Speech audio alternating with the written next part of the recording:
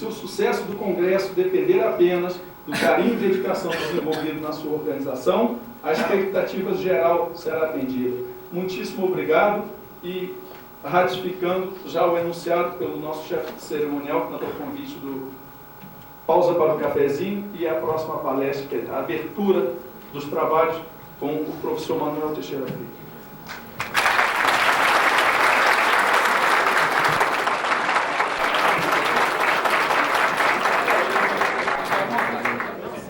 Como debatedores, destacamos e convidamos para a mesa os excelentíssimos senhores doutores Sebastião Renato de Paiva e doutora Vivi Tamer Badial.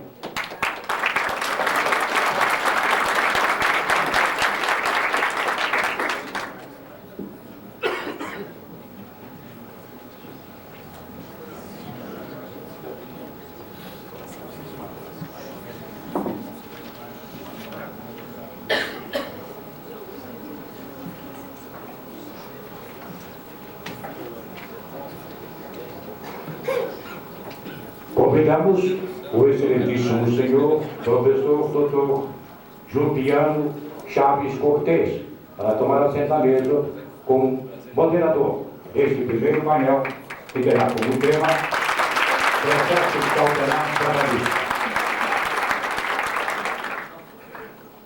Todos já receberam o regimento interno do primeiro Congresso Goiano de Direito do Trabalho, processo de trabalho. Mas pedimos desculpa e faremos a leitura novamente. Artigo 1º.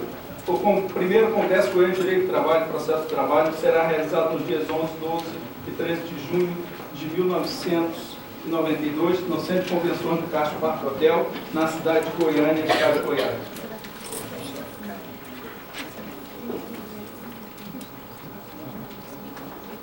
Artigo 2º. Os trabalhos do Congresso serão presididos por um integrante do Instituto Goiano de Direito do Trabalho, previamente designado por sua diretoria. Parágrafo único. A mesa dos trabalhos será composta pelo presidente indicado na forma do caput, do expositor e debatedores do tema em discussão. Artigo 3º. Os trabalhos seguirão a ordem da programação divulgada, com exceção dos temas ação civil pública na justiça do trabalho e recursos de natureza extraordinária no processo de trabalho, que serão invertidos. Artigo 4º. Cada tema do Congresso será discutido durante o tempo de 1 hora e 45 minutos, sendo 45 minutos para o expositor e para cada um dos debatedores 30 minutos. Em discussão. Parágrafo 1º. As perguntas por escrito deverão ser entregues aos auxiliares do Congresso e serão respondidas pela ordem de chegada. Parágrafo 2º. Após esgotadas as perguntas por escrito e havendo tempo, o presidente da mesa franqueará aos congressistas o questionamento oral, concedendo a cada um um prazo de 1 minuto. Aos congressistas serão fornecidos certificados. Passa a condução dos trabalhos ao professor Juliano Chaves Cortez, vice-presidente do Instituto Goiano de Direito do Trabalho.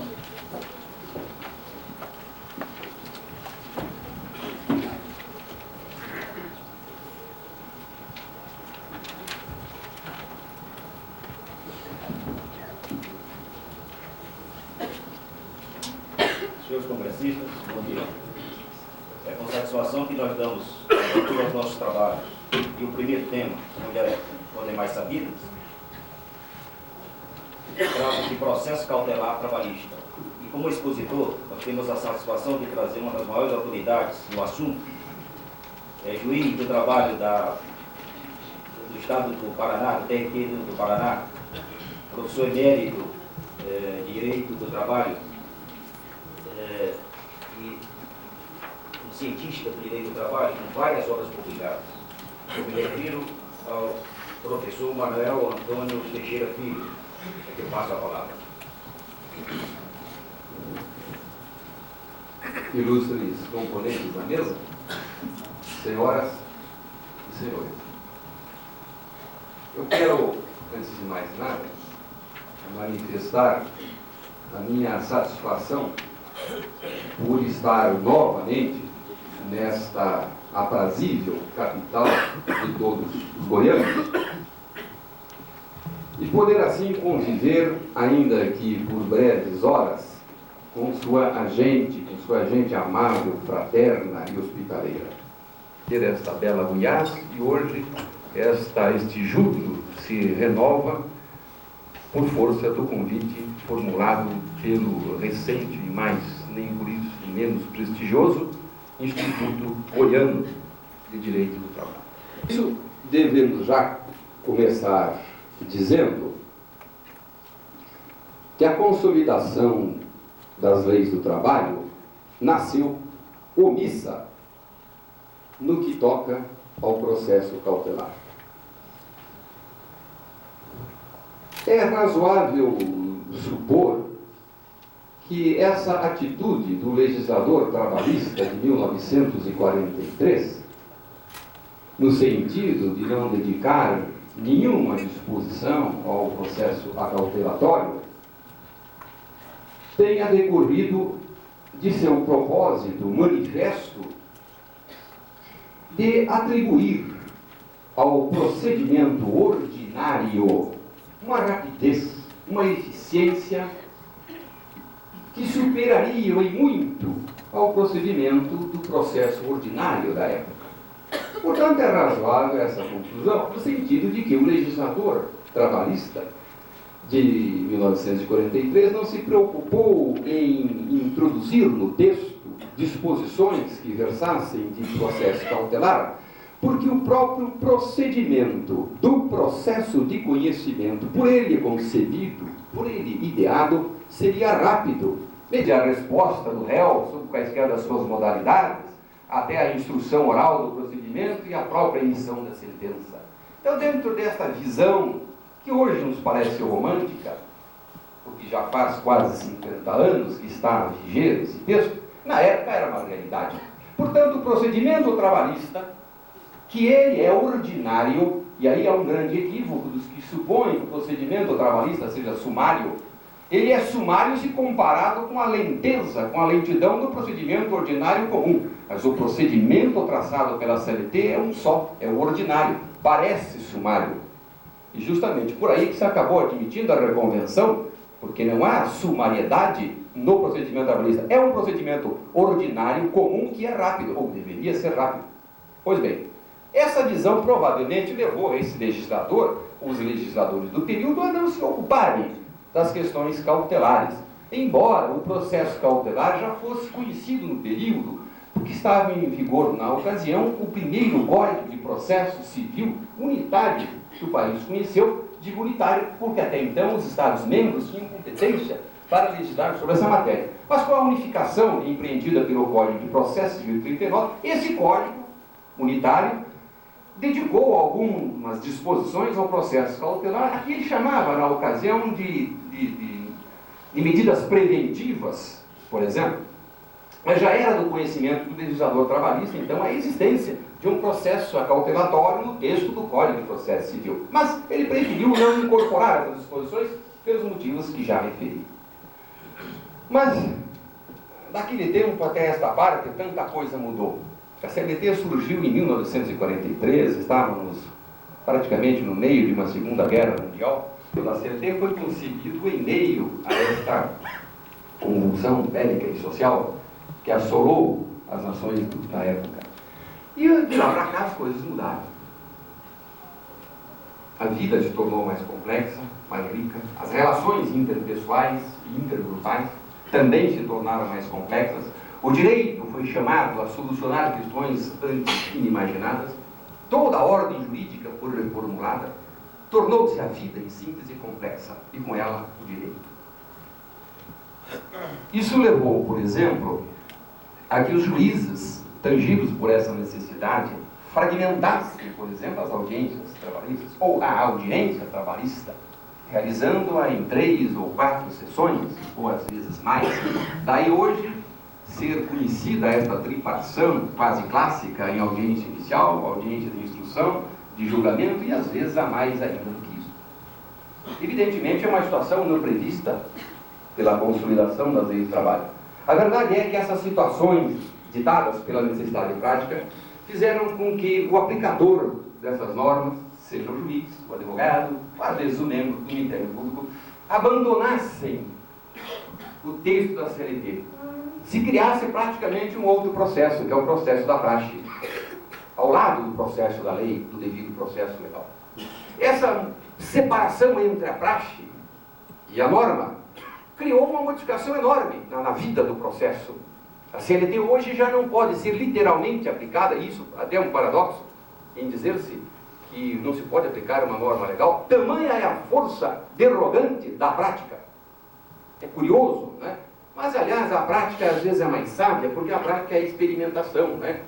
É um conhecimento mais empírico do que científico, e ela pode até sugerir que o legislador do futuro incorpore determinadas práticas que estão aí consagradas no cotidiano forense, como, por exemplo, a resposta por escrita e não mais oral, que é um sonho, uma ficção, uma fantasia. Marcar-se uma audiência, agora, dita inicial, para daqui a meses e meses, para que lá o réu venha responder, seja recepcionando, contestando, reconvindo, e a causar certo sobressalto aos puristas, né, que insistem na manutenção da resposta oral, mas a realidade já não é mais agressiva do que a lei prevê. Não há condições mais, por exemplo, de manter-se uma resposta oral na audiência. Aliás, pelo que conheço, por essas andanças todas, o que se faz hoje são respostas escritas. São raros os casos, talvez eu fale agora mais por algumas regiões, já não há quase contestações, por exemplo, orais, quase todas são por escritas, porque convém ao advogado, ele se sente mais à vontade fazendo uma contestação na solidão do seu gabinete, cercado de boa doutrina, com todos os meios que a informática hoje lhe propicia, do que fazê-la no burburinho de uma audiência, com 20 minutos, diante dos olhares assim crispantes da parte contrária, que não raro querem intervir na contestação, pensando que pode.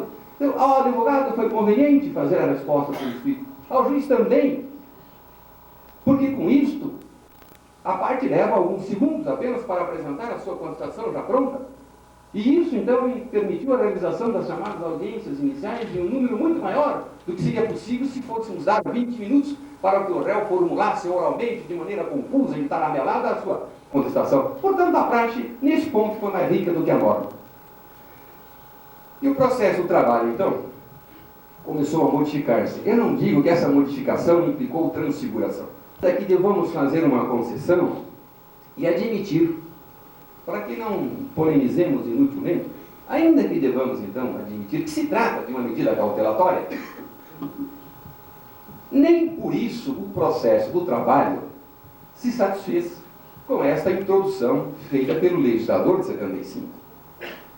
Porque esta única medida, e consideremos agora que se trata de cautelar, para não encerrarmos polêmica, esta única medida cautelatória embutida nesse inciso 9 é absolutamente insuficiente para atender às necessidades derivantes da realidade prática. É uma medida tópica, localizada, que diz respeito exclusivamente à transferência do trabalhador. Aliás, um outro efeito, a meu ver, salutar da lei que introduziu o inciso 9, no artigo 659, foi constituir assim uma espécie de golpe de morte. Não é porque a CLT estabeleceu um procedimento ordinário rápido, célere, não é? Que já por isso se diz que estaria então embutido ali o poder geral de acautelamento. Em nenhum momento a CLT fala disso. E a maior prova é exatamente esta lei 6.203, pouco acabemos de mencioná-la, que em 75 introduziu o inciso 9 do artigo 659. Ora, se fosse inerente ao sistema da CLT a possibilidade de o juiz conceder medidas acautelatórias, então por que razão? Em 1975 viria o legislador para dizer que nesse caso pode conceder liminar. Então seria uma superfetação, de modo que a lei, entre outras coisas, mostrou que não estava implícito no sistema da CLT o poder geral de cautela. Tanto é verdade que deu uma norma para dizer que neste caso sim. Mas essa norma, como disse, era insatisfatória para atender à multiplicidade de situações ditadas pela prática. Basicamente mais bem elaborado do que o anterior de 39 e muito mais bem elaborado do que a consolidação, que é um texto, de certo modo, simplista ou quase simplório, mas eficiente. Essa simploriedade pode haver na expressão literal da CLT, mas ela é de uma eficiência extraordinária. Aliás, eu quero dizer, eu sempre aproveito as oportunidades, nós temos aqui uma tradição perversa dos nossos legisladores, no sentido de de menosprezarem as coisas da casa, não é? Tem uma tendência, assim, mais ou menos, de renunciar às origens. E digo isso porque, com a instituição do atual Código de Processo Civil, por exemplo, criou-se um procedimento sumaríssimo do artigo 275, onde o ministro Alfredo Guzari, presidente da comissão elaboradora do projeto, disse que foi buscar inspiração no direito sumário da legislação portuguesa. Francamente, o procedimento sumaríssimo do artigo 275 do Código de Processo Civil é pura e simples uma transposição do procedimento ordinário da CLT. Isso visou a uma rápida solução do conflito, a uma rápida formação da coisa julgada material. E estou certo que, no fundo da sua consciência, aquele eminente ministro acabou tendo os olhos voltados, isto sim, para o procedimento trabalhista. Mas talvez ele se tenha pejado de dizer que um código tão científico como o de 73 teria ido abeberar-se de um texto tão simplório como seria a CLT. Por isso preferiu dizer que a fonte de inspiração fora o processo português. Digo aos senhores, o processo civil consagrou a citação postal, desde que o réu seja comerciante ou industrial domiciliado no país. Esta citação via o correio ou postal, como queira, já está coincidindo com o nascimento da CLT em 43. Sempre se procedeu a qualquer comunicação relativa ao processo no nosso trabalho via postal, a que chama genericamente de notificação, e podemos aí englobar citação, intimação. Mas o processo civil, então, deu-se conta de que havia aqui domesticamente um outro processo, né, de um livro específico para o processo cautelar. Mas os elogios ao processo civil neste ponto, ou nesta matéria, só não são maiores porque o legislador de 73 deixou de estabelecer uma separação que nos parecia fundamental entre classes de medidas cautelares. Se os senhores observarem, ou se estiverem lembrados disso, verão que as normas integrantes do livro 3 do Código de Processo Civil são normas genéricas. Elas, em princípio, dizem respeito a todas as medidas acautelatórias previstas por esse mesmo livro. Daí o pequeno deslize de natureza técnica ou doutrinal perpetrado por esse legislador. Porque existe no elenco das medidas acautelatórias, notadamente aquelas a que se vem chamando de denominadas ou típicas, algumas que, embora sejam jurisdicionais, porque todas elas são emitidas por órgãos do Poder Judiciário, a respeito disso, então, elas têm um traço fortemente administrativo.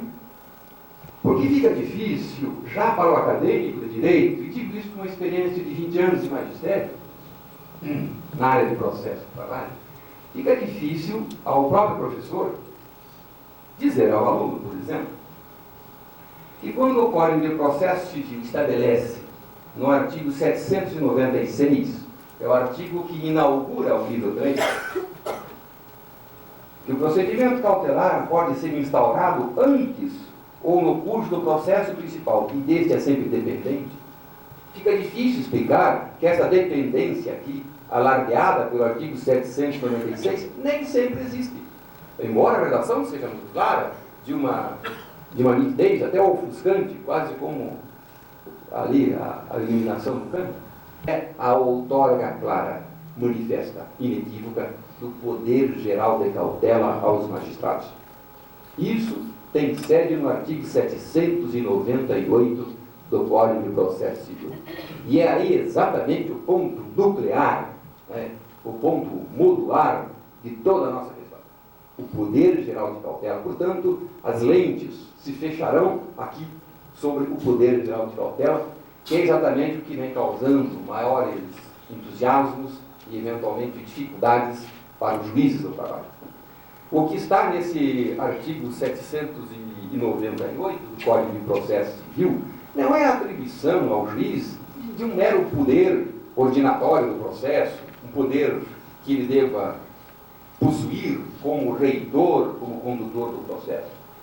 O que está ali instilado nesse artigo 798 é uma autêntica norma em branco.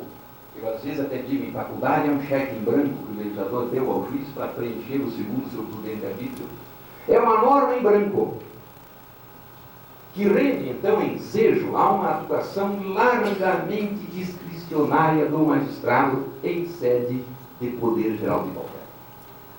Não, notem, meus senhores, existem as medidas acautelatórias típicas, que já estavam no Código de Processo Civil de 39. Mas em 73, ao lado dessas medidas acautelatórias nominadas, colocou-se um poder geral de cautela, que não vinha mencionado no Código 39. Embora eu não sou da época, mas também não sou de 1889, não é? Nós sabemos dos registros históricos, esse processo cautelar se destinou em suas origens à tutela do processo, como instrumento de aplicação do direito material. Ou seja, há um processo, todos conhecemos, que constitui um método, uma técnica de solução heterônoma dos conflitos intersubjetivos de interesses juridicamente tuteláveis. Processo é método, é técnica. Procedimento é que é forma. Então, há hoje um processo, é um método estatal de composição de conflitos. Claro que há séculos não havia esta visão hoje conceitual que se tem do processo. Mas quando se... Então, isto levou ao abuso, àquela fase inicial. Mas também não sejamos extremados. Será que em nenhuma hipótese se pode promover a tutela do direito material como medida cautelatória? Estaria eu a ser aqui tão reacionário, tão conservador, a ponto de não admitir em nenhum caso que direito material subjetivo pudesse ser objeto de tutela por uma privadade? Não. Aí é que está o ponto de equilíbrio. É a que se ter, como em tudo, notadamente visto, bom senso, discernimento. Saber em que situações pode promover a tutela do direito material e em que situações não deve promover. Claro que a tutela do direito material no plano cautelar deve ser mais exceção do que regra, sob pena de nós, como digo, banirmos o processo de conhecimento. Mas é indispensável que o juiz tenha, então, essa noção. Em primeiro lugar, saber que não é o instrumento adequado para a tutela de direitos materiais, o poder geral de cautela. Mas que também não significa que haja um veto inflexível, absoluto, de tal maneira que em nenhuma hipótese, por mais periclitante que se encontre o direito material da parte, ele não possa tutelar em sede cautelar fora. A questão é de ponto de equilíbrio. Apenas para definir situações, eu me recordo, eu até dizia que tenha tornado mãe recentemente, não é? E que deseje amamentar o filho, segundo o artigo 396 da CLT, eu sempre confio na memória, mas às vezes pode haver um lapso aí. Mas a CLT permite que a mãe empregada, evidentemente, amamente o seu filho em 2 períodos diários de 30 minutos durante os 6 primeiros meses de vida. Imaginemos então esta mãe, e isso é evidente, o direito de amamentar, examinado sob a ótica trabalhista, é um direito material, não me consta que se possa chamar de direito processual, né? É um direito tipicamente material. Mas imaginemos que este empregador diga a esta sua empregada: olha, eu não lhe concederei estes 60 minutos diários para a amamentação, por alguma razão qualquer que não nos convém agora examinar. Esta mãe precisa, aliás, fazer valer o seu direito. Ela quer amamentar o seu filho naquele período que a lei prevê, mas lhe nega ao empregador esse direito. Imaginem os senhores se essa mãe tivesse que ingressar com a chamada reclamação trabalhista, processo de conhecimento, com audiência inicial para 1 ano, instrução para mais 1, sentença, talvez um agravo de instrumento, depois o recurso sobe, vai para o regional, para a revista, vai para o TST, talvez para o Vaticano. Quando passasse em julgado esta sentença, esse filho já estava prestando serviço militar. Portanto, já estava ele filho. Então vejam os senhores, aí é que está o ponto de equilíbrio. Existem certas situações inomitíveis, né, que clamam por uma tutela imediata do direito material. E o juiz não tem que se preocupar se com isso ele está rompendo alguns princípios. Aliás, eu digo que certos princípios devem mesmo ser rompidos. Há maus princípios. O princípio não é necessariamente bom. Mas, de qualquer forma, eu digo que o juiz, neste caso, está autorizado a emitir uma medida cautelatória, de tal maneira que possa essa mãe amamentar o seu filho naquele período em que, até do ponto de vista biológico, se justifica a amamentação. Então é aí, mas não é uma medida cautelar. Mas é uma medida cautelar. Eu sempre tenho ouvido uma referência, eu não acho que é uma expressão imprópria, medida satisfativa. Mas, meu Deus, qualquer medida cautelar é satisfativa. Se o processo cautelar tem um objetivo, que é obter uma medida cautelar, quando eu a obtenho, o meu interesse está satisfeito. Que os autos do processo cautelar serão apensados ao do principal. Em termos, se nós vincularmos, ou se nós formos assim muito leguleiros, muito intérpretes da expressão, um juiz vai dar uma liminar, não há aí juízo de verossimilhança, de maneira alguma. O juiz, para dar uma liminar, é mero juízo de intuição, é juízo de probabilidade. O juiz, quando dá uma medida cautelatória, liminarmente, ele o faz pela presunção, pela intuição, de que a parte vai poder provar esse direito no curso do próprio processo cautelar. Então, no campo das liminares, não há nem sequer juízo de verossimilhança, é juízo de intuição, juízo de probabilidade. O juízo de verossimilhança será na sentença cautelar, onde há uma aparência de verdade, onde o juiz irá se satisfazer com uma instrução rápida, sumária, superficial, ou seja, meramente horizontal, deixando para uma instrução exaustante, portanto vertical, no processo de conhecimento. Conceda ou não conceda. Se não conceder, aliás, vejam, senhor, há situações interessantíssimas. Eu, liminarmente, às vezes, isto eu quero deixar bem claro, alguém, a certa ocasião, até recente, me disse, se eu não achava conveniente, que de aliás diferente, não é? Já se fala até em novo Código de Processo de Trabalho,